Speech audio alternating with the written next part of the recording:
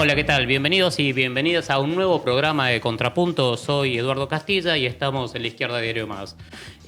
Hoy vamos a estar analizando un año de Milei, un año de experimento libertario. Precisamente hoy, dentro de algunas horas, va a hablar Milei. Todo indica que por cadena nacional va a dar un discurso. No se sabe aún qué es lo que dirá, pero en principio hablaría de su primer año de gestión. Para analizar un año de gestión de Milei vamos a estar acá con un panel con distintos invitados. Nos acompaña en primer lugar Sebastián Lacunza. Hola Seba, ¿cómo estás? Hola, un gusto grande. Seba es columnista en el diario AR, fue director del Buenos Aires Herald entre el 2013 y el 2017 y es autor de varios libros. Está también con nosotros Horacio Robelli. Horacio, ¿cómo estás? Bien, muchas gracias por la invitación. Bien, Horacio es economista, es columnista habitual en El Cohete de la Luna y es también docente universitario, ¿no es cierto? 40 años. 40 años de docencia universitaria. Y también tenemos otro docente universitario y sociólogo, Cristian Chipi Castillo. Es de la casa también, seguramente ya lo conocerán. Chipi, aparte, es diputado nacional del PTS Frente de Izquierda y también tiene varios libros escritos. Un par de libros escritos. ¿Cómo estás, Chipi? Hola, ¿qué tal? ¿Cómo están? Bueno, antes de comenzar quiero recordarles que La Izquierda Diario Más y todo lo que hacemos se autosustenta y depende del apoyo y de la colaboración que ustedes quieran hacer. Así que les pedimos dos cosas. Uno, que se suscriban al canal de YouTube de La Izquierda Diario. A partir de ahí nos pueden seguir y pueden seguir no solo este programa, sino los distintos programas que tenemos sobre historia, sobre política, sobre análisis internacional y también que, si pueden, se suscriban a la comunidad de La Izquierda Diario para hacer un aporte financiero. Todo lo que ustedes puedan colaborar es fundamental para sostener este proyecto. La Izquierda Diario se renueva para abrir el debate y tomar partido. La Izquierda Diario Más. Arrancamos. Se cumple un año del gobierno de Milei. Hay de todo, por decirlo de alguna forma. Hay elementos de análisis económico, análisis político. Hay una discusión de cuánto Milei se consolidó o no se consolidó en este año. Digo, a mí me interesaría empezar por una pregunta, por decirlo de una forma, que es ¿cuánto de este primer año de Milei, que incluye cierto mantenimiento importante en las encuestas, lo que llaman algunos la estabilización de la macro, es de un análisis más económico de derecha, por decirlo de alguna forma, ¿no es cierto? O sea, ¿cuánto de eso es voluntad y fortaleza de Milei? ¿Y cuánto es colaboración de la oposición política, por un lado en el Congreso, y también social en el sentido de que las dirigencias sindicales, los movimientos sociales, que en gran medida le dieron una tregua durante parte importante del año de Milei? Entonces, bueno, ¿qué hay de cada cosa en la situación? No sé, ¿querés empezar vos, Seba? Bueno, en esos términos yo diría colaboración más por lo que ocurrió, digamos, cómo dejó el Frente de Todos el gobierno, que a su vez se ha deslucido mucho en su último trimestre por algunas medidas que tomó Massa que fueron muy gravosas, y también por la continuidad de algunos, de la interna, digamos, del dominio de Cristina Kirchner en la escena política, que es muy divisiva para todo ese sector, y lo que ha pasado con Alberto Fernández ha sido un derrape importante, más allá de la veracidad o no de la denuncia de federaciones que está por verse. Bueno, en ese punto diría la colaboración por lo pasado. Sobre la fortaleza, lo planteo ahora, después seguimos, porque hay muchas aristas. Bueno, quisiera ver, me parece que sí tiene una fortaleza, un umbral de tolerancia por ahora que viene dado por el hecho de que no se dio algo que fue muy anunciado por izquierda y por derecha, ortodoxos y heterodoxos, de que el plan de Caputo iba a derivar en una hecatombe de volatilidad, digamos, que era insostenible. Bueno, fue sostenible en esos términos, la inflación está siendo la mitad o un tercio de lo que preveían muchos economistas, y eso me parece que le da algo de oxígeno. La demanda de menor volatilidad era muy concreta, lo cual no significa ni que tenga continuidad ese oxígeno, ni que sea algo demasiado sustentable, digamos, que sea sólido, porque hay muchos déficits en la gestión, fue danina en el tejido social, tiene muchas inconsistencias, pero bueno, por ahora dejo acá este punto. Me parece que lo que le da cierta fortaleza es que no ocurrió el peor escenario previsto. Hay un costo social, vos Horacio, lo analizabas en parte, lo venís analizando en las columnas del Cohete de la Luna, hay un costo social para la población de este ajuste, o sea, de esta cierta estabilización. ¿Cómo lo ves? Sí, el costo es altísimo y va a ser aún mayor. Pero yo lo que quería responder a la primera pregunta, ¿por qué a Milei se le están dando que converjan las variables? Por ejemplo, el tipo de cambio. Hay un poder económico muy fuerte detrás. O sea, Esto lo hemos vivido, lo vivimos con Martínez Dios. Milei es un payaso, un bufón, no tiene ni idea. Todas las cosas que dice, las incoherencias que dice, repite un marginalista dentro de la escuela marginal que es muy Goldberg. No existe. Pero los que sí existen son los que manejan la caja, que es Anker Latinoamérica, que los socios principales son Luis Toto Caputo, como le dicen, y Santiago Bauchili como presidente del Banco Central. Estos dos trabajan para los clientes de ellos, que fueron los que lo impusieron a ellos en los cargos que están. Y los clientes que tienen son BlackRock, Vanguard, Fidelity, Pinco, Gran Mercy, Greylock, donde se fue a trabajar Sergio Massa. O sea, el poder económico, y esta es la diferencia con Martínez Dios. El plan es el mismo. Retraso cambiario, la famosa tablita cambiaria de Martínez Dios. La baja aranceles, fíjate que bajó las aranceles en octubre de una infinidad de productos, neumáticos, ventiladores, equipos de aire acondicionado, motocicletas, bicicletas. Y ahora, a partir del 1 de diciembre, lo hace en las confecciones textiles, en productos textiles y en productos electrónicos. Y va a seguir en esa tesitura. Va a seguir en esa tesitura, ¿por qué? Porque a ellos no les interesa industrializar nada. Y la tercera medida que también forma parte del carry trade, es que el tipo de cambio, la tablita lo hace, en el caso de Martínez Dios, sea menor que la tasa de interés. Que la inflación y la tasa de interés vayan. La idea original era que sea positiva, pero si no lo ven, no importa. Por ejemplo, para este mes de diciembre bajaron la tasa de interés a un 32% anual. Eso da una tasa mensual de 2,6%. Que es la inflación que tuvimos el mes pasado, según ellos, el IPC de 2,7%. Y el dólar se ajusta a 2%. Eso te da una ganancia permanente. Si vos lo tomás en todo el periodo, en todo el año, el dólar, la inflación, por ejemplo, hasta octubre creció 107%. 107% de inflación. Y el dólar blue ya converge con el oficial. Pero el otro dólar, el contado con liqui, que es el dólar de salida, creció un 14%.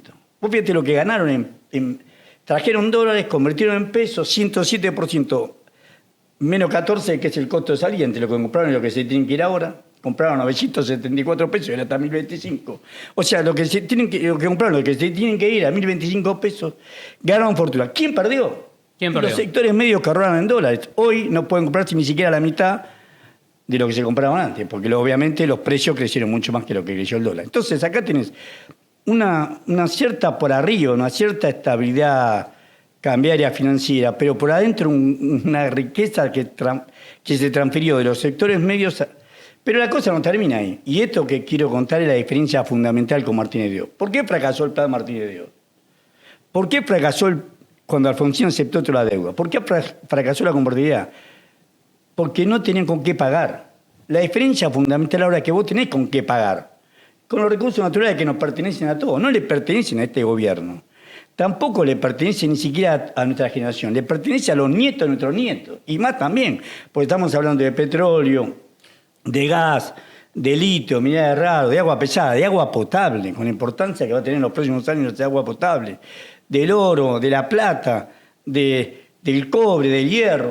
Estamos hablando de todo esto, esta riqueza. Es más, uno de Marcelo Mingli, que es el CEO de Pampa Energía, cuyos principales accionistas son BlackRock y Joseph Lewis, el empresario inglés que tiene el lado escondido como si fuera una pileta de natación propia.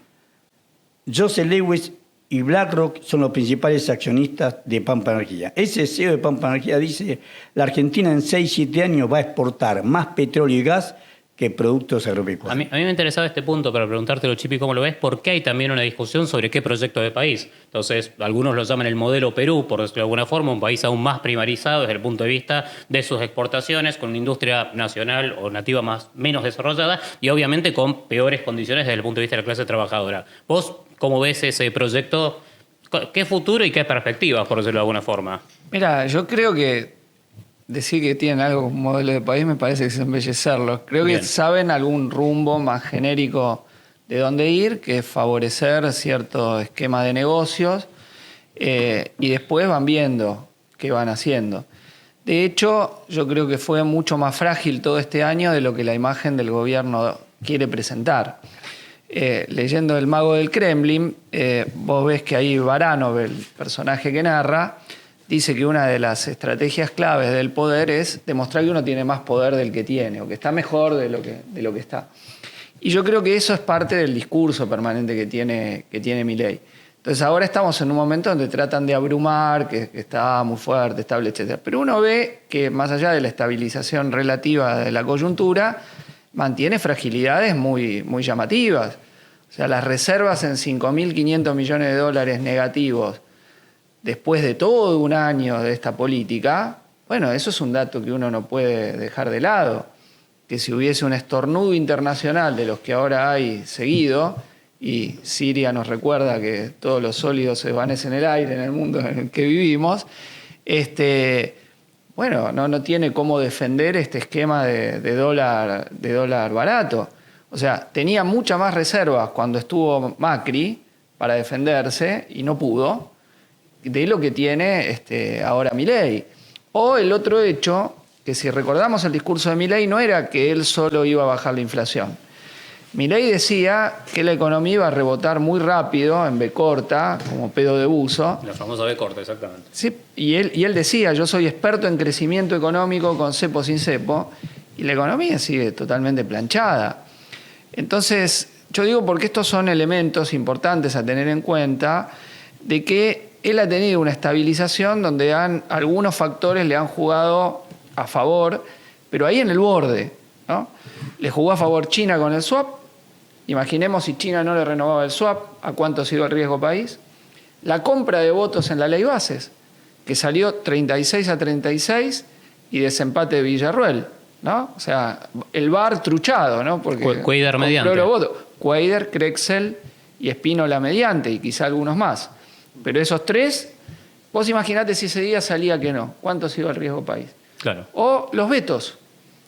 El riesgo país cae fuerte después del primer veto y cae fuerte después del segundo veto. Estuvo ahí, la verdad son muy pocos votos por los que mantuvo, sobre todo el segundo, ¿no? Que es 159-85 la votación. Una votación casi 2-1. De esas votaciones, difícil en el Congreso tener una mayoría tan amplia votándote en contra.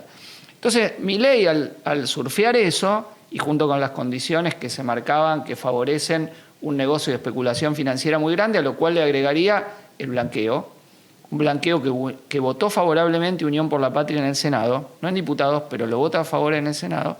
Bueno, favorecen este esquema de coyuntura y ahí van viendo.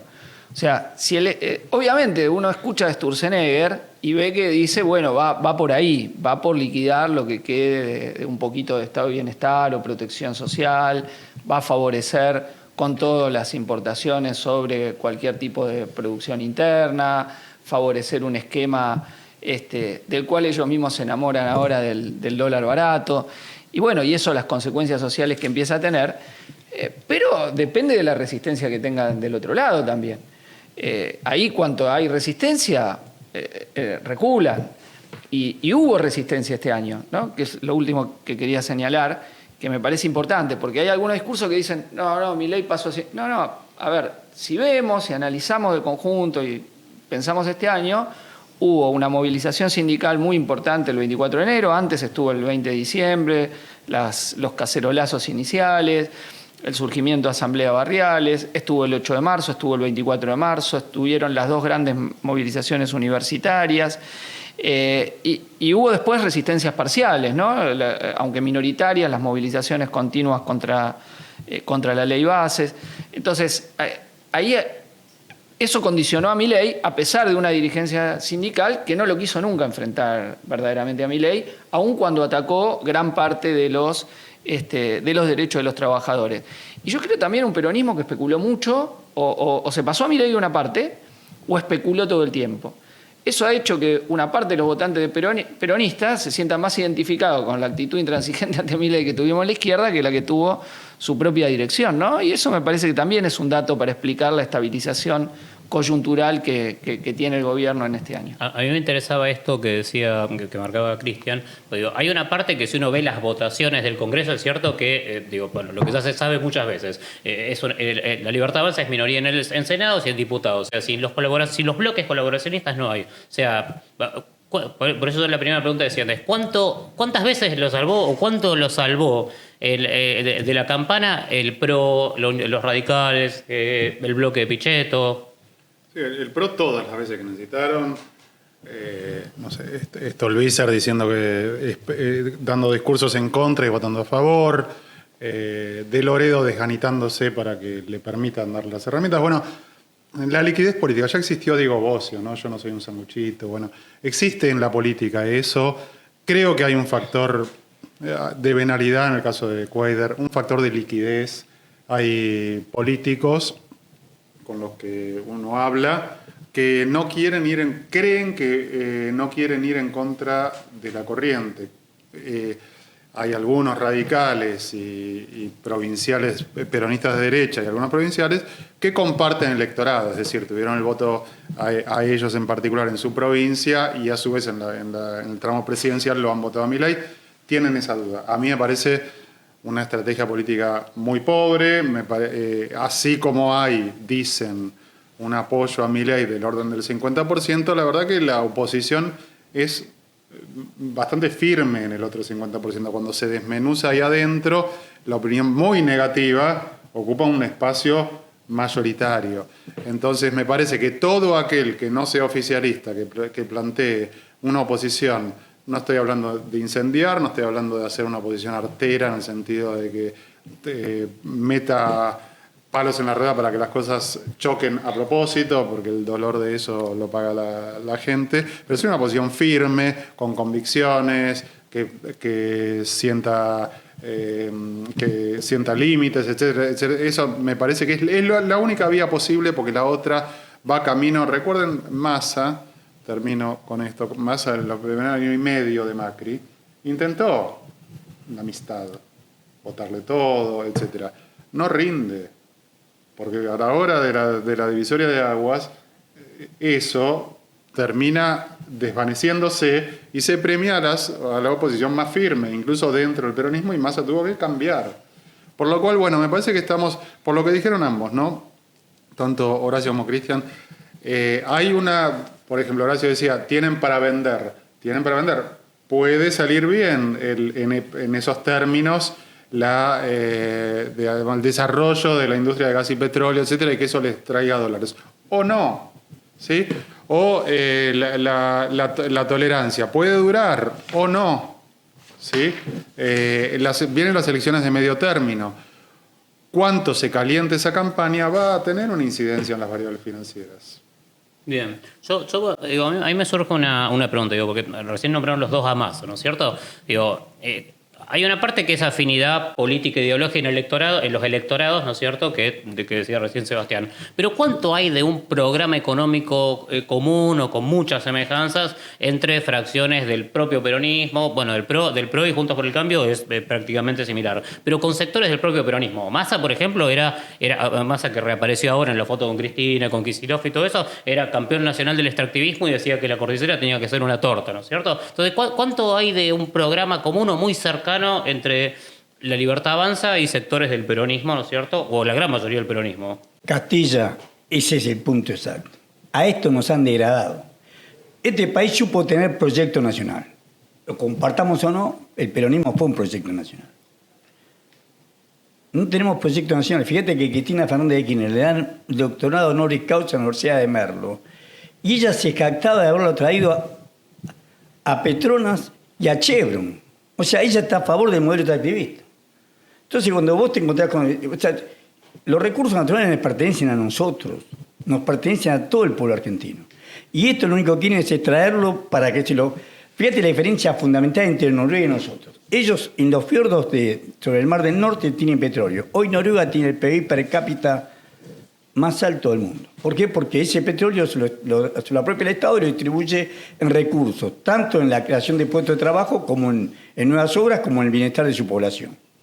Yo no soy peronista, si no se ofenden, yo vengo del radicalismo de mi provincia, Tucumán.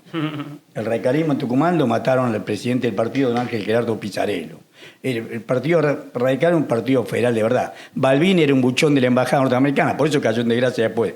Porque cuando cada 30 años la embajada de Estados Unidos da a conocer las relaciones entre el canciller, o sea, el secretario de Estado, Kissinger, y el embajador, que se llamaba Robert Hill, demostraba, y ellos estaban acá, estaban en la calle Sarmiento al 600, viniendo La Plata a 9 de la mañana estaba Ricardo Balbín hablando con Robert Hill. ¿Qué le iba a decir? Usted te da cuenta, hay casos de gracia.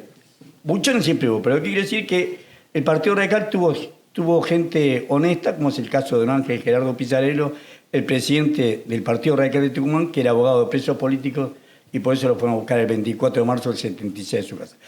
Pero había un proyecto nacional. Nosotros en esa época era el programa de Avellaneda, que fue un programa que se había hecho en el 45. Y era bastante similar a lo que había hecho el peronismo, porque ¿qué decía don Moisés Levenson? Que había que copiar y superar, igualar y superar. Esa era una propuesta nacional. Si ustedes quieren, bajo su punto de vista, burgués, etcétera, etcétera, pero era un capitalismo nacional, con desarrollo, con fuente de trabajo, que tenía su problema, lo tenía. Pero en 1974 la Argentina era el país más integrado de todo el continente americano, donde menos diferencia había entre un rico y un pobre. De todo el continente, mejor que Estados Unidos, que Canadá. Hoy, mirá lo que defiende Cristina Fernández, la supuesta, que está puesta ahí para hacer la oposición, defiende el modelo extractivista. No hay un modelo. Cuando él hablaba de que falta, por supuesto que falta modelo, no hay un modelo nacional. No tenemos un modelo que nos abarque a todos. No soy peronista, repito, pero en 1944 Perón era coronel y era profesor de la Escuela de Guerra del Ejército Argentino, y él dijo, el Ejército Argentino no tiene problemas, la Argentina no tiene problemas ni con los gobiernos, ni limítrofes, ni con los gobiernos vecinos, ni de... No se ofendan, ni de clase, dijo, ni de religión, ni de raza. ¿Cuál es el objetivo del Ejército Argentino? Le dice Perón en la Escuela de Guerra, le dice la felicidad del pueblo y la grandeza de la nación. Vos fíjate que ahí estaba encerrado un proyecto. Burgués, en la óptica de ustedes no dudo sería burgués. Pero fíjate el eje. ¿Cuál es el eje ahora? ¿Cuál es el eje de Cristina Fernández de Kirchner, que se jacta de haber sido ella la que le trajo a Petronas y a Chevron? Que Chevron ese contrato nunca lo vimos, nunca supimos el contrato. Sigue en la Cámara de secreto. Diputados lo han pedido 1000 veces y nunca se le echó ese contrato. Entonces, cuando vos te encontrás con esta situación, vos decís, bueno, evidentemente 40 años de democracia, en vez de lograr fortalecer un proyecto común, lo que ha hecho es fomentar esta salida que estamos viviendo ahora. Hay una, claramente, o sea, sí, desde nuestra perspectiva como socialistas, claramente es un proyecto burgués que incluso en determinados momentos empezó, incluso en el primer peronismo, empezó a debilitarse muchísimo. Por ejemplo, todo el segundo gobierno de Perón, que incluyó la Standard Oil, acuerdos de entrega al capital financiero internacional. Hay como dos momentos en el primer peronismo. Es verdad. Es un debate histórico largo. Digo, a mí lo que... No lo reivindico, estoy diciendo, reivindicando el proyecto. Yo digo para aclarar, pero dale, vos querés agregar algo. No, quería decir que, a ver, yo creo que hay distintas hipótesis de por qué se venden algunos, ¿no? Por qué Bien. se han pasado de bando, porque estuvieron muy expuestos los llamados radicales peluca cuando fue el primer veto, el veto jubilatorio, y después quedaron en evidencia también sectores que llegaron acompañando a Massa, ¿no? Y que en realidad fueron fragmentando el bloque de Unión por la Patria desde el inicio. Misiones, Salta, Tucumán después, y Catamarca, que está dentro, pero que ha votado el RIGI, por ejemplo, y otras votaciones que ha sido funcional del gobierno. Entonces, ahí hay un problema. Son personas, ¿no? Son personas, etcétera, o hay intereses materiales, que esa a mí me parece la única explicación posible. Que efectivamente, si los gobernadores son empleados del poder económico de las empresas que actúan en su provincia, son también, digo, gatitos mismos del poder económico, bueno, eso explica que los tipos jueguen ahí. Porque si no, estamos en una cuestión de elegir mal o elegir bien. Entonces, ¿cómo puede ser que este gobierno se nutra de opositores? Y ahí me parece que efectivamente entra que cuando uno plantea la asociación también con el proyecto extractivista, y bueno, termina ocurriendo eso, ¿no? Donde incluso uno dice, che, pero actúan en contra de su interés, ¿no? Digo, para contar dos cosas parlamentarias sencillas. En todo el debate del presupuesto, los gobernadores supuestamente quieren presupuesto, ¿no? Pero vos ves todo lo que hicieron y actuaron para no tener presupuesto. O sea, le desactivaron la sesión para discutir el DNU de deuda, el DNU que le permite a Caputo canjear o tomar deuda en dólares, que era, digamos, el arma de chantaje que tenían los gobernadores. Es decir, te lo saco, entonces vos tenés que mandar al presupuesto. Lo desactivaron. Y vino Esper y dijo, no. O sea, ningún punto, ni aún para su estrategia de negociación, que los ponga en un lugar de fuerza. Es permitirle a Milei jugar el juego que quiere jugar en esta estrategia que ha tenido de, che, yo te cambio a vos esto por esto. y después te cambio a vos, y después te cambio a vos, y va consiguiendo acuerdos muy puntuales, a veces llegando en la línea, y nadie quiere pelearlo. Sí, a veces parece que le dan el arma gatillada al adversario, al enemigo, al supuesto rival. Ahora, yo sí marcaría, que hay matices importantes. A mí, como periodista, me interesa verlos siempre, ¿no? Entre el peronismo y las facciones libertarias, liberales, etcétera, yo creo que existen y que es una obligación mía como periodista marcarlas. No es lo mismo un tipo de asociación con las grandes capitales de gas y petróleo que otro tipo de asociación. No es lo mismo no es una persona o un político con el que yo tenga muchas coincidencias, pero no era lo mismo el RIGI que creó Massa que el RIGI que aprobó Milei. Eran márgenes de ganancia diferentes. Por lo cual me parece que hay que pensar también un programa, un plan para esa riqueza que existe, digamos, que es explotable y generaría divisas para Argentina. Digamos, esto no quiere decir la entrega, esto no quiere decir la destrucción absoluta del medio ambiente, son cuestiones distintas. Obviamente hay barreras que no hay que pasar, vinculado a la distribución de esa riqueza y a la preservación del patrimonio con el que vivimos, el patrimonio del ambiente en el que vivimos todos. Pero yo creo que hay matices y diferencias. Yo creo que hay matices y diferencias. El problema, o por lo menos para mí, lo que es interesante tratar de pensar, es cuál es el nivel macro en el cual se ubican esas diferencias. Porque Horacio recién hablaba, digamos, del gobierno de Massa. El gobierno de Massa tuvo una política extractivista, ¿no es cierto? El gobierno de Massa, el gobierno del Frente de Todos, que tuvo a Massa como superministro, casi presidente durante el último año y medio, tuvo una parte importante de la política extractivista y al mismo tiempo lo que hubo fue una degradación muy grande de las condiciones de vida de la población trabajadora, que en gran medida es lo que explica el triunfo de Milei, ¿no? Bueno, lo que pasa es que habría que rastrear a qué se debió esa degradación de las condiciones de vida en un contexto. Me parece que son causas distintas, que tuvo un peso importante, muy importante, la pandemia y luego la sequía. La verdad que eso influyó. Imaginémonos qué habría sido el gobierno de Milei con una sequía como la del 2023. ¿Dónde estaríamos parados ahora? Bueno, entonces también es cierto que el proyecto del gasoducto le solucionó unos cuantos problemas a la economía argentina. Y fue asociado con los productores de gas. Fue construido en parte los productores de gas, con fondos del Estado. Bueno, entonces no es todo lo mismo. Me parece que mi tarea, la tarea de los medios y del periodismo, es afinar el lápiz y marcar las diferencias. Está muy bien. Pues vas a hacer una acotación, mira. En el año 2012 se descubre Vaca Muerta, 2012, ayer, se descubre Vaca Muerta y ya se tenía la tecnología para sacar el gas y el petróleo de las piedras. Repsol, por supuesto, no iba a poner un peso ahí, entonces el gobierno nacional, como buen tino, toma la decisión de estatizar la empresa. Pero que le compra solamente, primer error, le compra solamente el 51% del paquete accionario YPF. Cuando YPF se convierte de sociedad de Estado en sociedad anónima y lleva la planilla para cotizar en la bolsa de Nueva York, pone que para que sea el Estado, ningún comprador puede ofrecerle la compra que sea más de un 25% del paquete accionario a un accionista sin darle las mismas condiciones a todo el resto de los accionistas.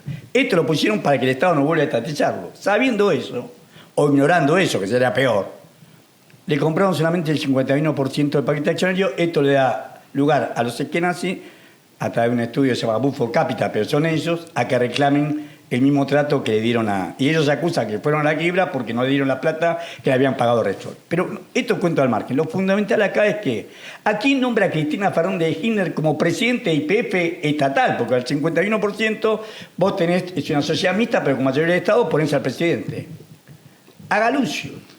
Galuccio hoy es el presidente de Vista Oil Gas, que es un pool petrolero. El 80%, está en Google, no es que sea un investigador, el 80% del capital accionario de Vista Oil Gas cotiza en la bolsa de Nueva York. Por supuesto, los dueños son BlackRock, Vanguard, los mismos monstruos de Manhattan, el capital financiero de Manhattan.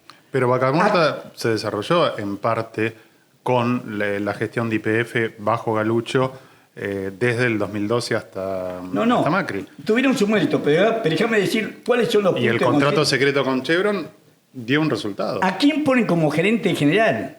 A Daniel González. Hoy Daniel González que era un cargo de viceministro de Economía, coordinador de Energía y Minería. ¿A quién nombran? A Daniel González Milei. Caputo, no Milei. Caputo lo nombra viceministro. ¿Por qué? Porque tenía una pelea dentro del Club de Petróleo entre los grupos locales, donde los más fuertes eran Ernequian con Compañía General de Combustible y Techín con Tecpetrol, que lo habían traído a Eduardo Rodríguez Chirilo, que es un abogado especializado en transformar sociedades del Estado en sociedades privadas. Había trabajado con Basto, una larga trayectoria en eso. Lo traen ellos. ¿Y qué hace? Se pelean con los grupos extranjeros. Y como estos, obviamente, representan Caputo y Bausili, representan los capitales extranjeros, lo desplazan. Primero lo ponen, inventan este cargo para ponerlo por encima de Eduardo Rodríguez Chirino y dejarlo firmar un papel. Y después lo hacen que renuncie. O sea, acá hay aún dentro de ella un fuerte avance del capital extranjero. Y nosotros, el pueblo argentino la ve por los diarios, lo que le dicen los diarios. Pero digamos así como se llama, Frente de Todo, Unión por la Patria, no sé cómo llamarlo, no se opone a esa, no se opuso a esa cuestión. No es que tuvo una política radical en contra de esto, radical en el buen sentido de la palabra. Y yo, para responderle acá al amigo, yo te diría lo que dice Ricardo Quintela de lo que es el radicalismo hoy. Ricardo Quintela dice que el radicalismo hoy es la prostituta, antes era la prostituta del Cambiemos, y ahora es la prostituta de la Libertad Avanza. No, dos cuestiones, porque es cierto que en el gobierno del Frente de Todos hubo pandemia, hubo guerra, agreguemos, hubo sequía. Pero también es cierto que eso no te explica, por ejemplo, por qué se quedó sin dólares el Banco Central. O sea, Argentina tuvo 3 años de un enorme superávit comercial. Y sin embargo el Banco Central quedó quebrado. Entonces ahí hay una explicación que tenés que ir a los factores estructurales que nos llevan a la situación de dependencia, atraso y decadencia. Entonces hay un diagnóstico que dice que el tema es que tenés que hacer crecer las exportaciones como motor para salir de esa decadencia y de ese atraso. Y otro diagnóstico, que sin negar que puedan crecer las exportaciones, lo que parte es de que acá hay un agujero enorme por el cual todos los dólares que se generan se van. Y me parece que esa es la explicación, porque uno, para entender, digamos, la crisis del gobierno anterior que explica Milei, tiene que explicar que todos esos agujeros por los que se van los dólares, lejos de taparse, lejos de contenerse, digamos, fluyeron como nada. El negociado que hacen las empresas que piden dólares para pagar sus autodeudas, el giro de utilidades, el haber aceptado una deuda ilegal, ilegítima y fraudulenta, entre otros puntos centrales, creo yo que mientras tengamos ese punto, aunque genere vos más dólares, esos dólares se siguen yendo. Incluso están las cuentas de cuánto vos tomás lo que aportaron esas empresas y lo que se llevaron, y la cuenta es claramente deficitaria para Argentina. Cristian, la sequía le restó 20.000 millones de dólares de exportación en un año a la Argentina. Es mucho, es decisivo, por un lado. Por otro lado, hubo limitaciones a cuánto podían pagar de la deuda, como vos decís, muchas veces autodeuda, ¿no? A veces con la casa matriz.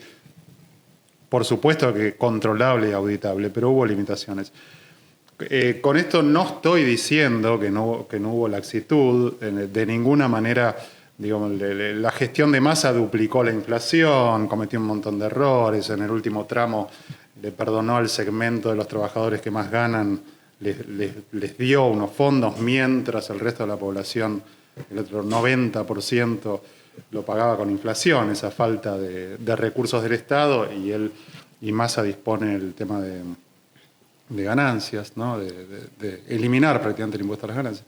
Bueno, un montón de distorsiones y de errores, pero si nos atenemos a hechos concretos, los 20.000 millones de dólares de las exportaciones fueron decisivos. Me dejas hacer una pequeña acotación. Mira, discurso de Cristina Fernández de Kirchner, Teatro Argentino de La Plata, abril del año 2023, inauguraron una escuela que para cómo le ponen el nombre de Néstor Kirchner, una escuela dentro del Partido Socialista. Ella cuenta, no lo nombra, dice, la pelea que tuvo el anterior ministro por Martín Guzmán conmigo no fue conmigo, sino que él vino y nos dijo al trípode que había armado ella. Ella era la vicepresidenta de la Nación, Alberto Fernández el presidente y Massa el presidente de la Cámara de Diputados. Nos dijo al trípode gobernante, nos dijo que no podía pagar, que no le alcanzaba el superávit comercial para pagar la deuda privada, que había que hacer 2 mercados cambiarios. Massa le salió diciéndole, no, todas las experiencias, que es verdad, todas las experiencias que ha tenido la Argentina de 2 mercados cambiarios terminaron mal, pero esta terminó peor. ¿Por qué? El superávit comercial acumulado los años 2020, 2021 y 2022 fueron 34.000 millones de dólares. De esos 34.000 millones de dólares, 28.600 están en MUL y en el mercado de cambio y está en la base cambiaria del Banco Central. 28.650 millones de los 34.000 millones de dólares los utilizó para venderle a tipo de cambio oficial. Por ejemplo, Arcor. Arcor colocó una obligación negociable por 500 millones de dólares, pero no para expandir Arcor, sino para comprarse 1/3 de la Serenísima. Arcor lo pagan, ¿cómo la pagaron? En abril del año 2023 compraban el dólar al precio oficial a 230 pesos. 230 pesos cuando estaba a 460 el paralelo. O sea que la mitad de la deuda que la pagaron licuándola de esta manera, pagando al dólar. ¿Y quién le vendió esos dólares de reserva? El Banco Central. 1974, la ley de entidades financieras de 1974 y la Carta Orgánica del Banco Central de 1974 prohibía terminantemente que cualquier empresa extranjera, un banco extranjero, podía comprar un dólar al Banco Central. O sea que no estamos ni en 1974, en el 2023 le vendieron lo que quisieron a la empresa, bueno, Arco teóricamente un grupo nacional, pero le vendieron a los grupos nacionales extranjeros, le vendieron sus supuestas deudas, supuestas o reales, pero es una deuda de ellos. Yo tengo vencimiento de tarjeta, tengo más deuda que pelo en la cabeza, y sin embargo nadie me paga un peso. Si no la reduzco yo, ¿cómo puedo para pagar? Y lo que trabajamos nos pasa lo mismo. O sea, ¿cómo podemos admitir, y esto sin que nadie lo sepa ni nadie lo diga, esto fue el quiebre? Por eso el gobierno no pudo pagar la deuda, porque le tiene que pagar la deuda del privado. En vez de juntar esta brutalidad de reserva para cancelar deuda, terminó Alberto Fernández con 370.000 millones. Cuando se fue Cristina Fernández de Kirchner en el 2015, entre Macri y Alberto Fernández, la llevaron a 370.000 millones de dólares. Y vos decís, bueno, se construyeron 3 millones de viviendas, no se compró un ladrillo. Entonces, ¿No se construyeron 140.000 viviendas? ¿Qué? ¿No se construyeron 140.000 viviendas? Bueno, está bien, 140, pero no son la diferencia entre 222 millones de dólares hasta 370.000. Yo dos cosas. Insisto con este argumento. Si hubieses tenido una balanza comercial negativa, es un diagnóstico, pero fue muy superior a los 20.000 millones de dólares que perdieron con la sequía, lo que tuvieron de superávit comercial en los 3 primeros años. Y en esos 3 primeros años se evaporaron. Entonces, a Macri ya se le había evaporado todo lo que vino de endeudamiento, primero de Caputo privado y después con el FMI. Entonces, la escasez de dólares tiene otra explicación. No es que vos necesitas importar más de lo que exportás, al menos en estos años. Incluso si tomás del 2002 2023, tuviste casi todos los años, creo que son 3 o 4 años nomás, en el resto tuviste superávit comercial. Entonces, si vos no vas a cuál es la fuente que se lleva los dólares que vos generás, aunque genere más, se te sigue yendo.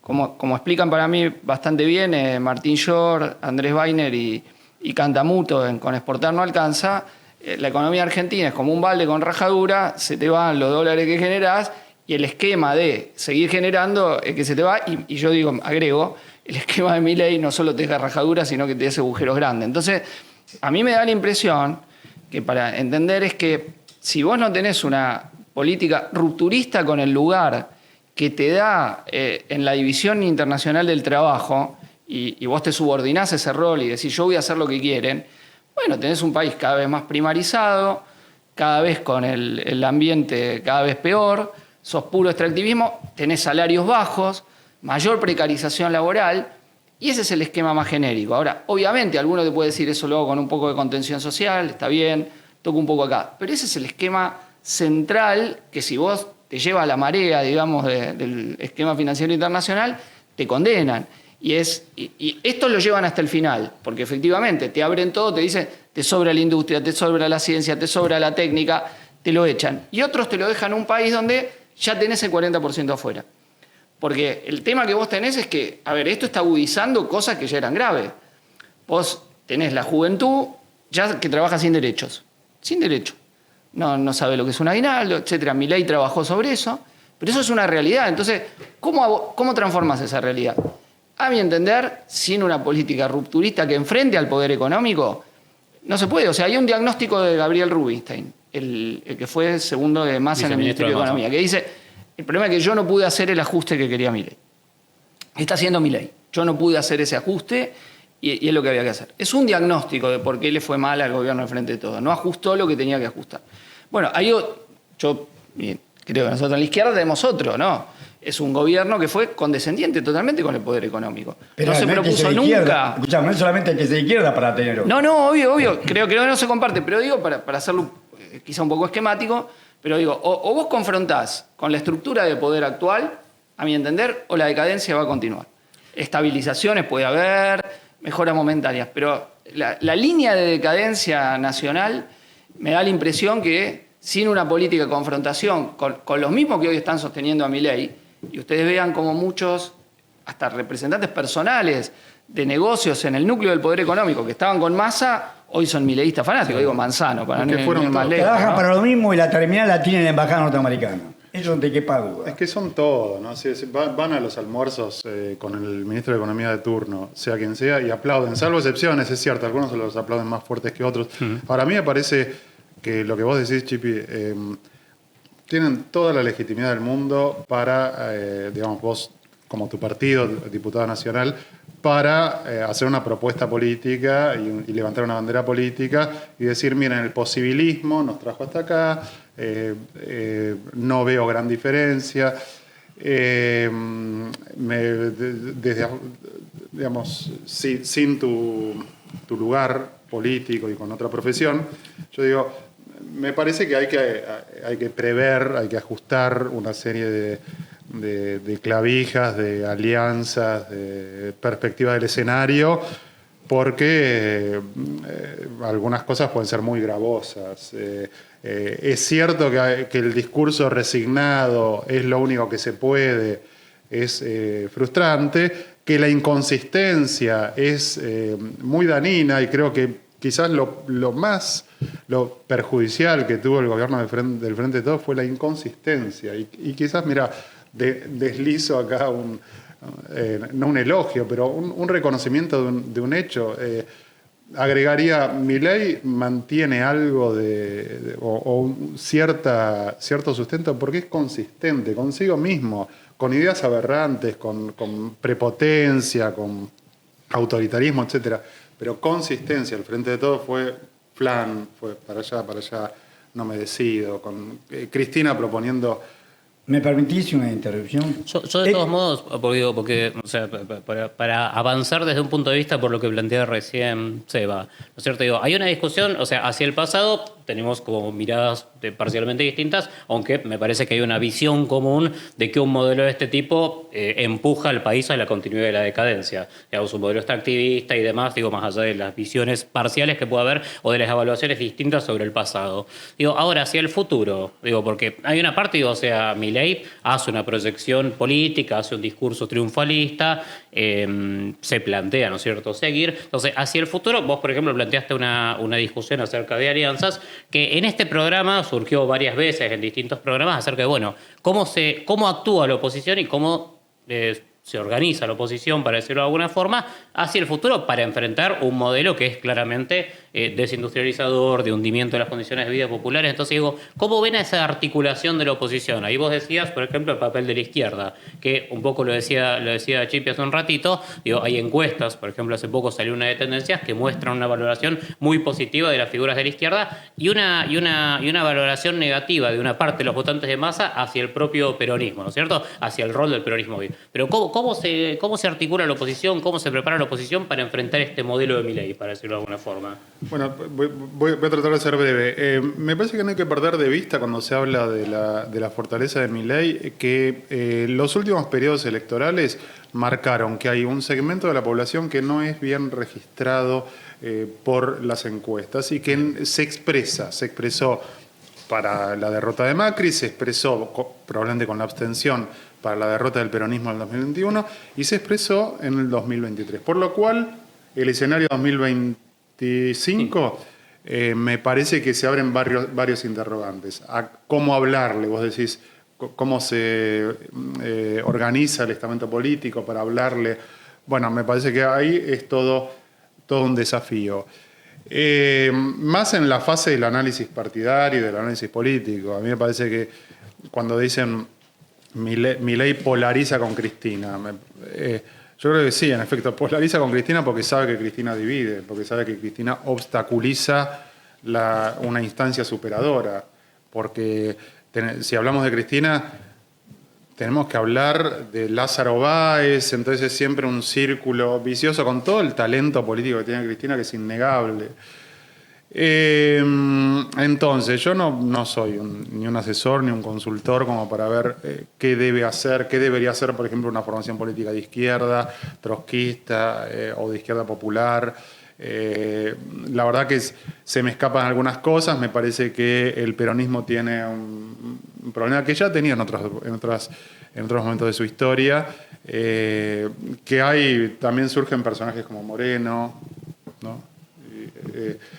Indescifrables, que no dan cuenta de su pasado en su gestión de gobierno. Por lo cual, digamos, yo en sí diría, creo que hay momentos históricos que llevan a abrir fronteras de las alianzas tradicionales, que cierto ensimismamiento puede tener un costo electoral para algunas propuestas políticas, en la medida en que da la sensación de que todo lo que va del centro derecha a la derecha extrema da la sensación de que van a jugar juntos o coordinados, si no juntos, coordinados.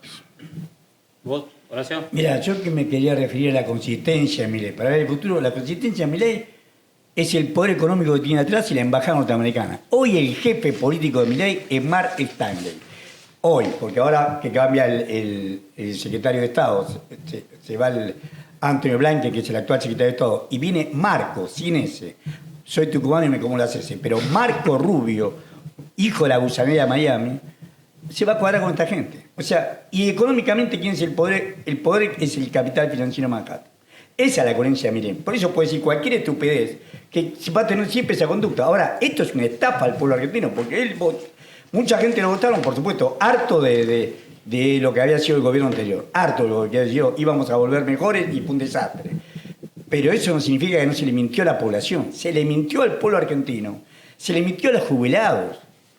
Estos 4 millones de jubilados que han perdido ahora la posibilidad de tener medicamentos gratuitos y tienen que estar certificados de pobreza y siempre y cuando supere el 15% de su ingreso para que lo asistan, muchos de ellos han votado a Milei. Y seguro que muchos de los muchachos que acá hablaba recién Castillo de que están precarizados y han votado a Milei. Y está muchísimo peor ahora. Y vamos a estar siguiendo peor porque a Milei no le interesa ni la industria, ni la producción, ni el trabajo nacional. No le interesa nada.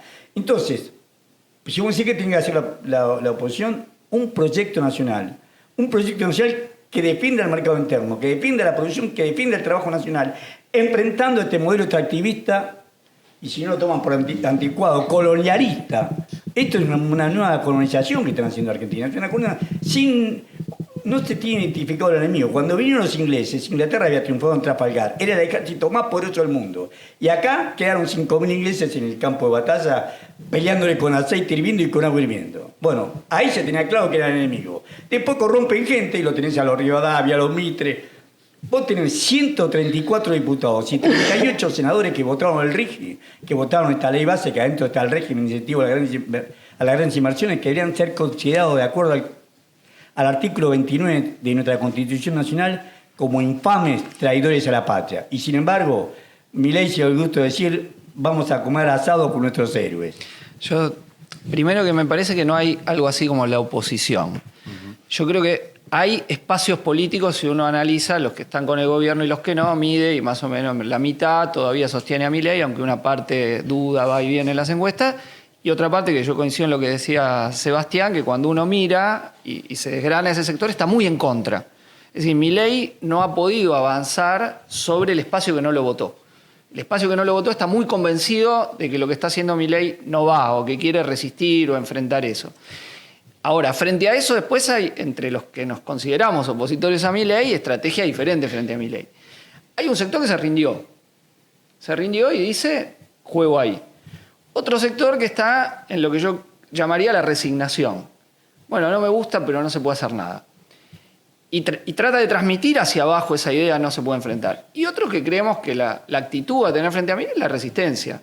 Esa resistencia podrá ser mayor, menor, más molecular a veces, más grande, pero que frente a un proyecto de estas características que no solo es económicamente regresivo, sino que es cultural, socialmente regresivo en todos los terrenos, digamos que quiere prohibir libros, que te vota en la ONU contra los derechos de los pueblos originarios, regresivo en el tema de la mujer, homofóbico.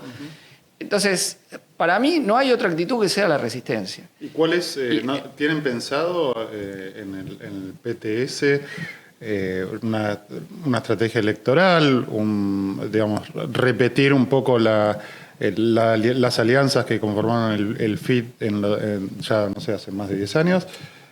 ¿O algo más? ¿Hay algún diálogo con alguna izquierda peronista? No sé si conciben el término. Mira, yo lo que veo es que por ahora, mientras se apueste a una línea dentro de un peronismo que está en una línea pactista, es evidente que nosotros estamos en una disputa por la estrategia de la oposición, hoy esencialmente, porque estamos viendo también un escenario donde se está discutiendo, por lo menos en los medios transmiten, un pacto Cristina-Milei.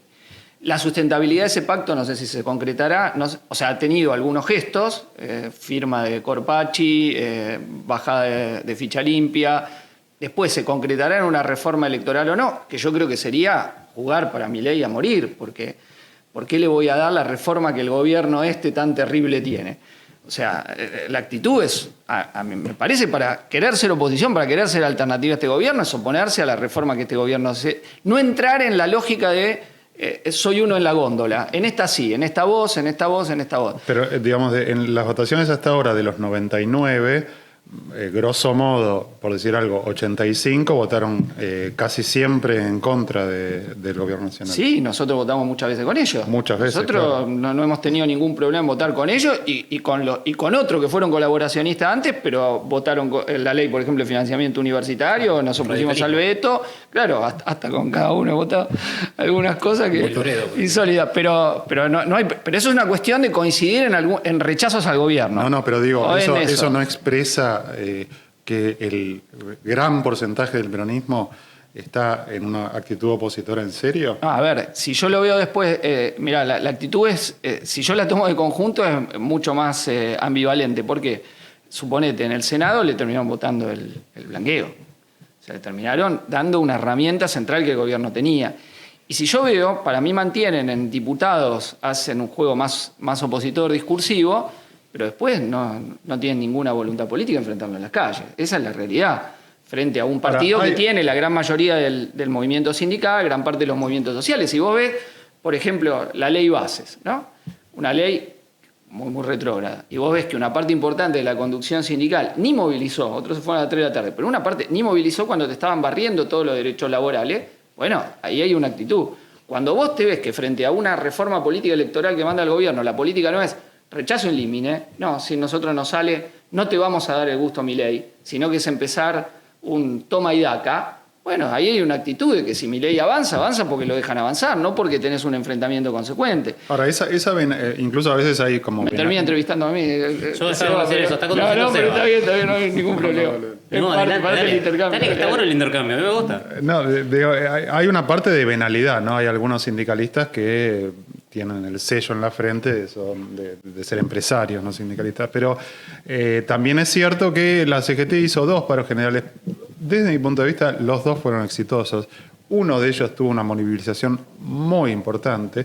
Ahora, sin embargo, no conciben que hay algo de que los tipos, no hablo de los venales, de que los tipos con alguna mirada estratégica dicen no podemos ir más allá de lo que nos reclama nuestro sindicato y nuestros afiliados. ¿Hay cuerpo hoy en día para un plan de lucha más firme, paros generales, movilizaciones?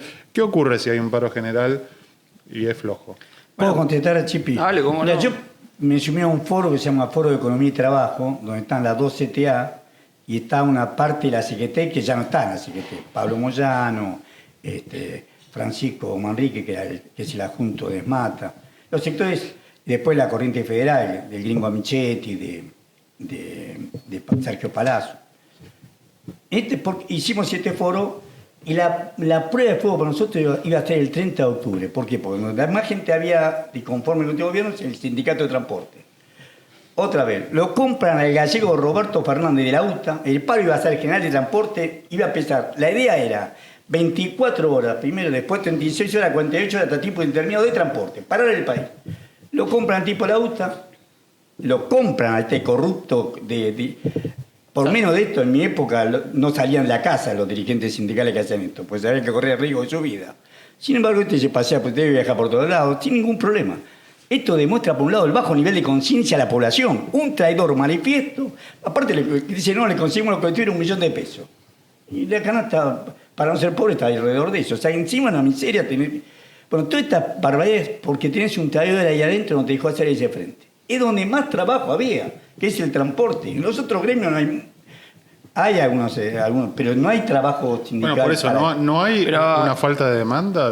No, a ver, Dale, yo creo quería hacer un que comentario. hay una primera cuestión que vos decís que para mí responde a la pregunta. Si los 2 paros que se convocaron fueron exitosos, no es que no tuvieron adhesión, tuvieron adhesión. Incluso había una escena del paro que fue sin movilización muy emblemática, que era cuando Patricia Bullrich se sube a la línea de colectivo que funcionaba y no había pasajero. ¿No? Ese era una postal. Entonces, uno puede imaginarse el tratamiento de la ley bases ese día en el Senado, en medio de un paro general, hubiese sido otro tratamiento de la ley base, con una ¿Quién fuerza lo boicoteó? actuando. Estaba propuesto. Bueno, ¿Quién lo boicoteó? Daria Acuña. bueno, entonces Pero yo está digo, pasando yo algo. estoy diciendo Estaba cosas, propuesto, y los miércoles después que reprimó Julián estaba propuesto también. Yo estoy diciendo aspectos donde no era que no se atacaba algo de los trabajadores, porque el aspecto del capítulo laboral, que no está en la primera ley ómnibus, que se agrega a pedido del radicalismo, ¿no? Y que incluye hechos totalmente nefastos, como que si a vos te despiden en forma discriminatoria, no te reinstalan, es algo insólito. Tuvieron nostalgia de la ley laboral de la Rúa que sancionaron con la ley Pero Banelco. es peor porque Reivindica. esto nunca estaba incluido, el hecho de que a vos te despiden en un trabajo y te discriminan por género, por activista sindical, por lo que sea, porque no le gustaste la cara a tu patrón y no tienen la obligación de reinstalarte. Ahora, qué vergüenza. Fue un radical, don Crisólogo Larralde, el que hizo el artículo 14b de la Constitución Nacional. Bueno, yo ahora, yo creo que no, que hubo una política de no sacar los pies del plato. De todo lo que podía ser mucho más disruptivo y poner en crisis al gobierno, no ponerlo en crisis. Doy otro ejemplo en otro ámbito. Mirá, las movilizaciones universitarias fueron masivas, ¿no? Sí. Irrumpieron, impensada la primera, importante la segunda, y se da un hecho no previsto, que es que cuando se decide el veto, cuando triunfa el veto por muy poquito, la gente no se resigna, surge el movimiento estudiantil, que hace mucho que no surgía. Más de 100 tomas, todas las universidades, entran las universidades que nunca habían tenido asamblea de lucha, y ahí se paró. O sea, Y bueno, pero ¿qué analizás de tercera yo que lo central digamos, los que tienen responsabilidad de enfrentar al gobierno en momentos clave, no lo quieren enfrentar. Porque uno dice, ¿por qué una gran tercera marcha nacional? Bueno, O sea, está bien, pero si hubiera, alteraba. yo no estoy diciendo que no haya una demanda, yo creo que hay como dije antes, una oposición firme y que creo que está subregistrada y creo que se va a expresar electoralmente. Y te doy un dato más, te puedo dar un Yo dato creo más eso, para que pero me contestes. No, es que no te quiero Dale, contestar, te quiero dale. preguntar.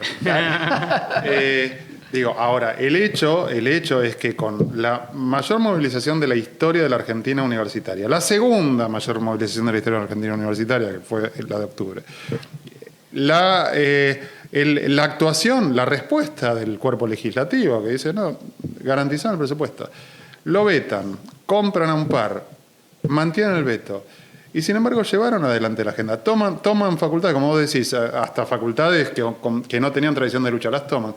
Entonces, me parece que hay una tensión de la cual hay que tener registro entre la agenda de Milei, que tiene un apoyo X, y la resistencia. Me parece que hay una tensión y que no se explica, me parece que también incluye una contradicción decir, bueno, hubo 2 paros, fueron exitosos. Entonces eso quiere decir que la demanda existía. Yo te lo cambio también, si te digo, bueno, hubo 2 paros, eso quiere decir que la intención de los jefes sindicales, por pragmatismo, por lo que quieras, era resistir, era combatir. Y a lo mejor se dieron cuenta que se quedaron sin nafta. No, yo opino que querían conseguir su lugar y una vez que consiguieron que lo suyo no lo tocaban, dijeron, si te sacan los derechos te lo sacan, cuando había que redoblar la apuesta. Y digo dos cosas más. Sí. Hay un dato que es que si vos mirás de la encuesta de la Universidad de San Andrés, ¿no? La última que hace, pone políticos por imagen, de los 5 opositores con mejor imagen, con mayor imagen positiva, 2 son troscos. Miriam Bregman, Nicolás del Caño. 2. Es entre 40, 25, 20 y pico, etcétera, junto con Cristina Kirchner, Axel Kicillof, Juan Grabois, ¿no? Entonces, uno dice, un analista, y entre los votantes de Massa, el de Miriam da 70% y el de Nicolás 50 y pico, de imagen positiva. Un analista político, así como cuando surgía Milei, uno decía, che, le está disputando el espacio de la derecha a Macri, uno dice, mira, hay un dato, hay algo, que por lo menos esta parte del espectro político, los que no quieren estar con Milei, opinan que hay que tener una actitud más decidida de enfrentarlo y valoran que la izquierda ha tenido esa actitud con Milei. Después veremos, el voto es otra cosa, cómo se traduce, pero eso es un dato. O sea, nunca, desde el 83 hasta esta parte, vos tenías que dirigentes de la izquierda trotskista tenían esa valoración positiva en ese nivel del electorado. ¿Eso qué te está indicando? Que así como en la derecha hubo una disputa, si una más gradualista o más mileísta, por decirlo de alguna manera, en el espacio que se dice opositor a las clases dominantes, etcétera, hay un debate de si hay que enfrentar más decididamente y hay que resistir o hay que tener una política más gradualista o de contemplación. Y bueno, yo creo que esos son datos, son elementos de la realidad. Yo a veces veo en los analistas políticos que miran la encuesta y dicen, y se saltean ese tema, ¿no? De que referente de la extrema izquierda, no una, porque podría ser una personalidad, pero yo miro y en esa hay 2. Entonces es una tendencia política que dice, che, me parece que acá hay algo que me siento más... Por eso yo lo dije al principio al pasar, pero me parece que hay un dato, que una gran parte de los votantes del peronismo se han visto más identificados en este año de Milei con lo que hemos hecho peleando desde la izquierda que con lo que ha hecho parte de su dirigencia cediendo, negociando, especulando, viendo, peleándose en la interna. Defendiendo el modelo. Defendiendo el esquema de alguna forma o no alterando. A ver, porque una cosa es una movilización controlada, otra cuando se te puede ir de las manos. Y a mí me parece que lo que no quieren es una irrupción de abajo que no controlen. Entonces, cuando amenaza eso ir ahí, no, mejor freno, negocio con este que está, veo cómo me acomodo. Porque puede ir de abajo. A mi entender, lo que comparten, y esa es la diferencia que por ahí nosotros tenemos. No es que digo que no, porque recién cuando Horacio decía, recordaba también, bueno, también los frenos que pone a veces la dirigencia. Ahora, en 2001, cuando también estaban los gordos recontra pactando con De la Rúa, no lo controlaron. Bueno, pero ahí se dio un momento muy peculiar de una medida que secó el mercado. O sea, vos secaste de pesos y creaste una situación explosiva. O sea, viste que a veces se dice, bueno, fue el corralito y todo, que fue algo, pero a mi entender, ahí hay un punto que fue totalmente traumático, que es que secaste de pesos el mercado en una economía muy informalizada y con mucha desocupación. Entonces, esos días que va entre que te dicen, che, no podés sacar plata del cajero, ¿no? No había nada bancarizado. Yo me acuerdo, yo cobraba mi sueldo de docente universitario, no estaba bancarizado, tenía que hacer la cola para cobrarlo y después no te lo dejaban sacar a toda otra gran parte. Y eso creó una situación que, sumado a eso, el estado de sitio... Y sumado a eso, que hagan creer que era la subdirectora general, pero la verdad era jefa del fondo, le cortó el crédito a Caballo. Bueno, por eso, muerto. Cuando le corta va al corralito. Y eso, y te crea una situación con un nivel de explosividad, bueno, que evidentemente le bajaron la manija y todo eso socialmente después.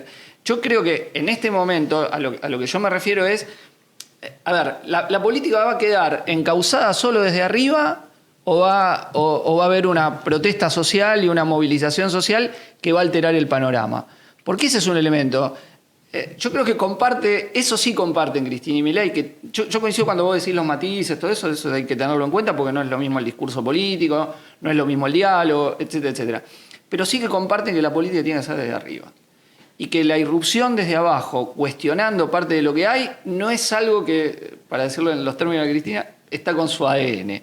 Digamos, no es algo Yo diría- que le gusta, yo no es diría- algo que simpatiza. Lamento interrumpirlos, pero tenemos que ir cerrando. Yo ahora, a modo de cierre, les voy a pedir un minuto a cada uno con una conclusión. Yo antes quería plantear un tema por esto que decíamos recién sobre la relación entre el abajo y el arriba, y en todo caso lo que vos decías de la tensión entre el plan del gobierno y la oposición. Digo, yo me acuerdo también del paro 9 de mayo, al que hacían referencia recién. Yo vivo a 2 cuadras ahí de la Plaza de Once. Digo, yo fui y los colectivos pasaban literalmente vacíos, los colectivos que había. 2 personas, 3 personas, 4 personas. Y también tengo la imagen muy nítida de que a las 3 de la tarde la CGT se sentó en el medio de un paro que había sido muy contundente y le dijo al gobierno, negociemos. Entonces, ahí hay una contradicción entre lo que se expresó de abajo, que era un malestar, una fuerza que había dado una gran medida de lucha, y las intenciones políticas de quienes dirigen efectivamente las conducciones sindicales. Yo tengo la impresión de que pasó exactamente lo mismo con la movilización universitaria. Entonces, tampoco se apostó a un despliegue. El otro día charlábamos con algunos compañeros y compañeras de la universidad. La movilización del 2 de octubre se terminó confirmando prácticamente el 1 de octubre. Era una especie de rumor, por decirlo de alguna forma. No se convocaba como había sido la movilización del 23 de abril. Y así todo fue una movilización muy potente. Entonces, a mí me da la impresión, digo, de que siempre hay una contradicción entre lo que emerge de abajo y lo que sus direcciones empujan, frenan o utilizan, digamos, para una negociación política. Pero bueno, es un debate que es muy interesante, y por última instancia se remite un poco a la historia nacional. Digo, esto que decían ustedes del 2001 también lleva a la discusión de qué es lo que emergió de abajo y a dónde podría haber conducido en otras condiciones.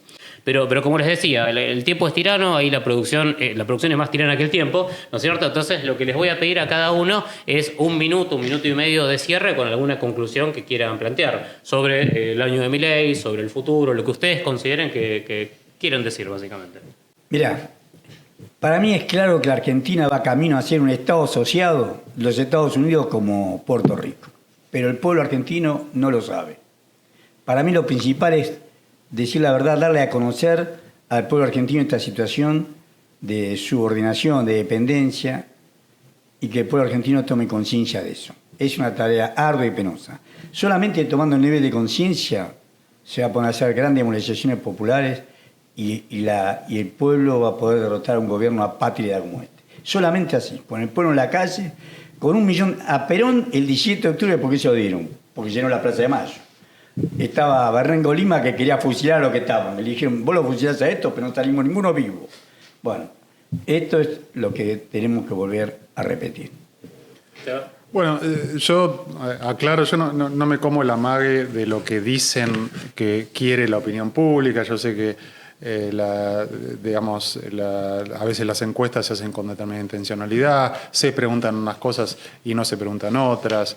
Yo creo que, digamos, lo que vos dijiste, el paro cuando hubo colectivos iban vacíos. Yo ese amague no me lo como. Sí me parece que eso tampoco quiere decir ser negador de cierto consenso que Milei parece tener. Eso por un lado. Sobre lo que me parece que la moneda está en el aire o que la pelota está en el mediocampo, que hay algunos factores que juegan más para lo de Milei y otros que no, y ustedes lo saben bien, digamos, ustedes tienen mucho territorio en las fábricas, etcétera. Y diría, con respecto a lo que dijo Cristian sobre que Cristina concibe la política desde arriba, digamos, direccionando, yo hay otro matiz. Y no tengo una opinión positiva de Cristina, sobre todo en su última década. Pero yo creo que el peronismo en general, y Cristina en particular, concibe la política como de diálogo con la base popular, que no es lo mismo que concebirla desde arriba. Yo creo que hay algunos políticos, si querés unos cuantos peronistas, más feudales, más hipócritas, más populistas, no es la palabra populistas, que tienen esa concepción, ¿no? Aristocrática o corrupta incluso. Me parece que ahí hay un mérito del peronismo, de una parte del peronismo de Cristina, de esta concepción de diálogo con las clases populares. No, yo creo, diálogo sí, pero no un llamado a una movilización para enfrentar al gobierno. Pero es que tiene límites en la calle, ¿no? Tiene límites. No, yo creo que lo que está viendo es que el descontento canalizarlo otra vez por el peronismo electoralmente. y esa apuesta, y no que sea desbordado el gobierno con la lucha social. Entonces, me da la impresión que eso explica también la poca presencia de muchos referentes del peronismo en las movilizaciones que ha habido. O sea, vos vas a los jubilados los miércoles y no va. Yo tengo los diputados ahí, prácticamente no va. Bajan después que reprimen alguna vez y van poco. Entonces hay una decisión de cómo se enfrenta a Milei. Si esperando que decante, se degrade y eso después te lleva al apoyo electoral, o vas a construir una fuerza de resistencia con capacidad de obligar a Milei y a sus mandantes, digamos, ¿no? Porque Milei puede ser una circunstancia. El problema es el esquema general de país, de sociedad, que está moldeando clases dominantes cada vez más dispuestas a pasar por encima de todo. Que no son solo de Argentina, son del mundo. Con Trump está Elon Musk, que quiere liquidar los sindicatos, que quiere, porque a veces ahora el peronismo, viste, le dice, no, pelea la paternidad de Trump, ¿no? Que lo cual a mí me parece insólito porque será proteccionista, pero es lo más retrógrado que vos puedas pensar en la política interna que hay norteamericana. Eso es un desvarío absoluto. No quiere sindicato. Trump no quiere sindicato, quiere barrerlo. Entonces, es racista. Claro, racista, todo, antimigrante. Bueno, pero vos ves desde los más ricos del mundo, el mundo que moldean, es un mundo sin derechos sociales, con una esclavitud creciente, con militarismo, no me frena nada. Y entonces, frente a eso, si vos no tenés una gran fuerza de movilización en las calles, millones de personas que le digan que no a esto y lo den vuelta, es muy difícil cambiarlo. Entonces, yo terminar sintetizando. Yo creo que este año hubo más, al revés de lo que muchos piensan, para mí hubo mucha más resistencia social que oposición firme de los que supuestamente se iban a oponer. Y en ese sentido, me parece, nosotros como izquierda tenemos una obligación que es postularnos para tratar de dirigir la resistencia que haya y pensar, ¿por qué no? Con imaginación política se puede superar la experiencia del peronismo. No es lo único que hay que puede pensarse con un poco de matices. Se puede pensar en construir una sociedad alternativa a esta que digitan los dueños del país. Yo vivo en la realidad, no es que vivo y niego que hoy seamos una fuerza minoritaria. Pero yo creo que la izquierda tenemos la obligación de no contentarnos con ese lugar y pelear por ser una fuerza mayoritaria dentro, de que hoy hay un sector que ya dice que va a oponerse. Y que el sector que está con Milei es un sector que tiene una parte que puede cambiar. Otra parte para mí no va a cambiar, ya está consolidada. Pero sí hay una parte que puede cambiar. Esos pibes que, como bien decía Sebastián y Horacio, que están horribles, que no tienen ningún derecho, etc. Y votaron a Milei, no es que tiene ya una subjetividad consolidada, toda la estructura de derecha, tiene una subjetividad contradictoria, una estructura que hoy lo lleva para acá, y que creo que, bueno, que también tenemos que aspirar a tocarle sus contradicciones y poder ver de que esto es una ilusión, ¿no? De que esta ilusión de que los más ricos son los que me van a salvar, esa es una ilusión de la cual más temprano que tarde van a salir. Así que eso, yo creo que se viene un año movido. Más allá del proceso electoral, creo que va a haber un año socialmente también movido en el 2025. Bien. Muchas gracias a los tres, la verdad, bastante entretenido el debate, o sea, daba para seguir, pero bueno, lamentablemente tenemos que cortar. Bueno, gracias Horacio, gracias Seba, gracias Chipi. Bueno, nos despedimos, creemos que este va a ser el último programa del año, vamos a ver, porque la dinámica política puede llamarnos y convocarnos nuevamente. Agradecemos a la producción, Fede Tomich, Mile Ferreira, Dani Emac. Y bueno, no olviden suscribirse a La Izquierda Diario, al canal de YouTube, y también, si pueden, si quieren, aportar financieramente. Les va a aparecer un código QR en la pantalla para poder suscribirse a la comunidad de La Izquierda Diario y poder hacer un aporte financiero. Bueno, gracias por haber estado, nos vemos pronto.